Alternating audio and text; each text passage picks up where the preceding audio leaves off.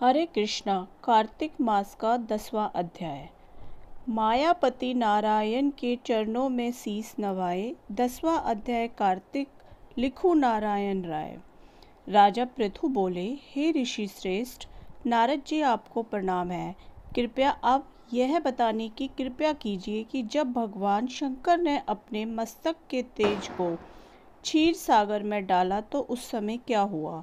नारद जी बोले, हे राजन, जब भगवान शंकर ने अपना वह तेज क्षीर सागर में डाल दिया तो उस समय वह शीघ्र ही बालक होकर सागर के संगम पर बैठकर संसार को बह देने वाला रुदन करने लगा। उसके रुदन से संपूर्ण जगत व्याकुल हो उठा। लोकपाल भी व्याकुल हो गए। चराचर चलायमान हो गया।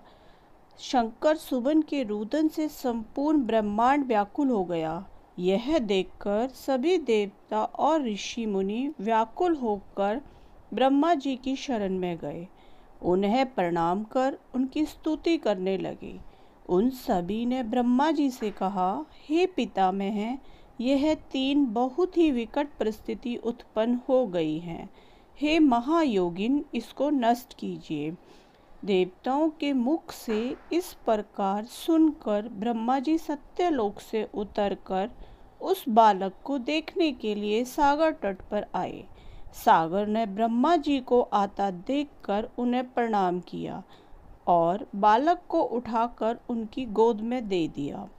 आश्चर्यचकित होते हुए ब्रह्मा जी ने पूछा, हे सागर, यह बालक किसका है? शीघ्रता पूर्वक कहो।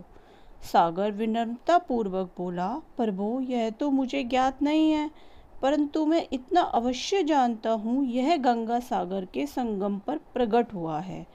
इसीलिए हे जगत गुरु, आप इस बालक का जात कर्म आदि संस्कार करके इसका जातक फल बताइए। नारद जी राजा पृथु से बोले, सागर ब्रह्मा जी के गले में हाथ डालकर बार बार उनका आकर्षण कर रहा था। फिर तो उसने ब्रह्मा जी का गला इतनी जोर से पकड़ा कि उससे पीड़ित होकर ब्रह्मा जी को आंखों से आंसू टपकने लगे। ब्रह्मा जी ने अपने दोनों हाथों को जोर लगाकर किस प्रकार से सागर से अपना गला छुड़वाया और सागर से कहा, हे सागर, सुनो, मैं तुम्हारे इस पुत्र का जातक फल कहता हूँ। मेरे नेत्रों से जो ये जल निकला है, इस कारण इसका नाम जलंधर होगा। उत्पन्न होते ही यह तरुण अवस्था को प्राप्त हो गया है, इसीलिए यह सब शस्त्रों का पारगामी, महापराक्रमी, महावीर, बलशाली, महायोद्धा और रण में विजय प्राप्त करने वाला होगा। यह बालक सभी देवताओं का अधिपति होगा। यह किसी से भी पराजित न होने वाला तथा भगवान विष्णु को भी जीतने वाला होगा। भगवान शंकर को छोड़कर यह सबसे अवध्य होगा। जहाँ से इसकी उत्पत्ति हुई है, यह वहीं जाएगा।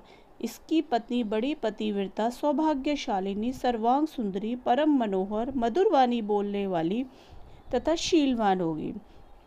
सागर से इस प्रकार कहकर ब्रह्मा जी ने शुक्राचार्य को बुलाया और उनके हाथों से बालक का राज्य अभिषेक करवाया। स्वयं अंतर्ध्यान हो गए। बालक को देखकर सागर की प्रसन्नता की सीमा न रही।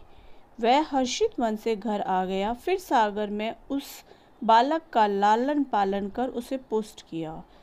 फिर काल नेमी नामक असुर को बुलाकर वृंदा नामक कन्या से विधि पूर्वक उसका विवाह करा दिया। इस विवाह से बहुत बड़ा उत्सव हुआ। श्री शुक्राचार्य के प्रभाव से पत्नी सहित जलंधर दैत्यों का राजा हो गया। बोल कार्तिक महात्म की जय।